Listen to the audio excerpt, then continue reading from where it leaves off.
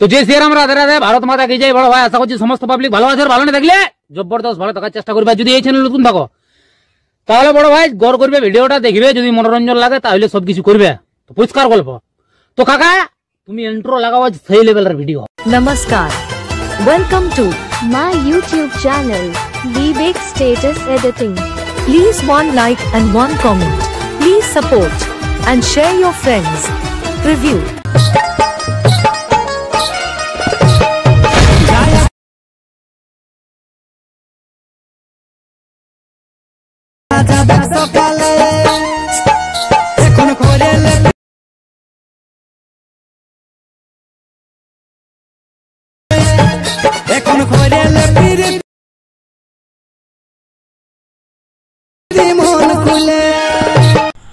Hello guys, আজকে যে preview status ভিডিওটা দেখলেন, এরকম নিজের ফটো দিয়ে কিভাবে স্ট্যাটাস ভিডিও এডিটিং করবেন সেটা শেখার জন্য ভিডিওটা পুরো শেষ পর্যন্ত দেখবেন, না স্কিপ করে। এরপর অ্যালার্ট মিশনটা ওপেন করে নেবেন।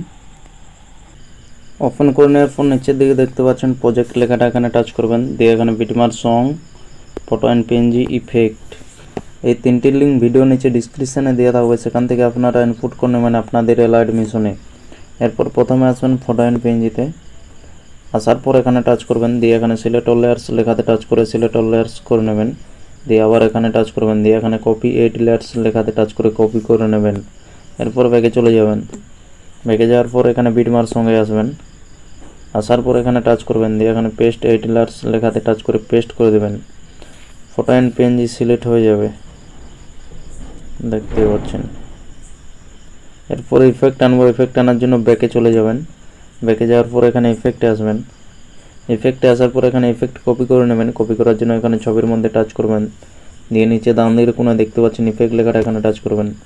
এরপর নিচে বাঁ দিকে দেখতে পাচ্ছেন 3 ডট, এখানে টাচ করবেন। দিয়ে এখানে কপি ইফেক্ট লেখাতে টাচ করে কপি করে নেবেন। এরপর ব্যাকে চলে যাবেন। ব্যাকে যাওয়ার পর এখানে বিটমার্ক সঙ্গে আসবেন। আসার পরে এখানে ছবির কাছে আসবেন। এই নিচের দিকে আসবেন। নিচের দিকে আসার পর এখানে ছবির মধ্যে টাচ করবেন। এরপর নিচে ডান দিকের কোণায় দেখতে পাচ্ছেন ইফেক্ট লেখাটা, এখানে টাচ করবেন। এরপর নিচে বাঁ দিকে দেখতে পাচ্ছেন 3 ডট, এখানে টাচ করবেন। দিয়ে এখানে পেস্ট ইফেক্ট লেখাতে টাচ করে পেস্ট করে দেবেন। ভিডিও একদম কমপ্লিট হয়ে যাবে, দেখতে পাচ্ছেন।